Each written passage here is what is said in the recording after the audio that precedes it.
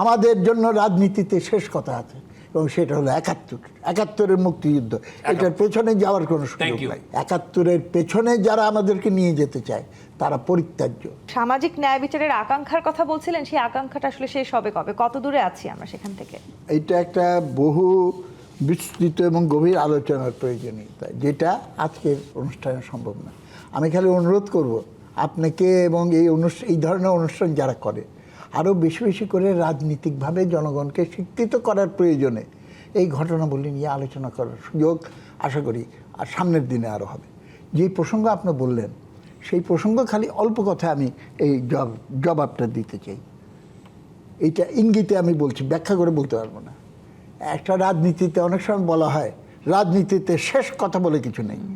আমি এটা মানি না। আমাদের জন্য রাজনীতিতে শেষ কথা আছে এবং সেটা হলো ৭১-৭১-এর মুক্তিযুদ্ধ। এটার পেছনে যাওয়ার কোনো সুযোগ নাই। সেকেন্ড হলো আমি বলতে চাই আমাদের বর্তমান পরিস্থিতিতে ৭১-এর পেছনে যারা আমাদেরকে নিয়ে যেতে চায় তারা পরিত্যাজ্য। নগদ নিয়ে এলো হার না মানা হার অফার। সর্বনিম্ন ১০,০০০ টাকা রেমিটেন্স নগদে পাঠালে থাকছে স্বর্ণের হার জেতার সুযোগ।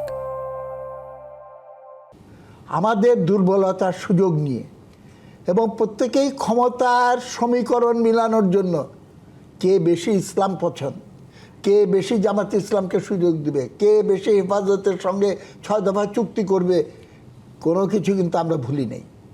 এবং এই পথ কৌশলগত ঐক্যের নামে যে পদক্ষেপগুলো নিয়ে সাপ হয়ে এখন ছোবল মারার জন্য উদ্যত হয়েছে, সমস্ত জাতিকে কিন্তু এটা খেসারত দিতে হচ্ছে। এইখানে আমাদের ফুল স্টপ দিয়ে বাকি জায়গাটা সম্পর্কে আমি বলতে চাই খুব পরিষ্কার রাখতে হবে। আমরা কী বলে ফ্যাসিস্ট ডিক্টেটরশিপ থেকে বেনেভোলেন্ট ডিক্টেটরশিপ করার চেষ্টা করে কিচ্ছু করতে পারবো না।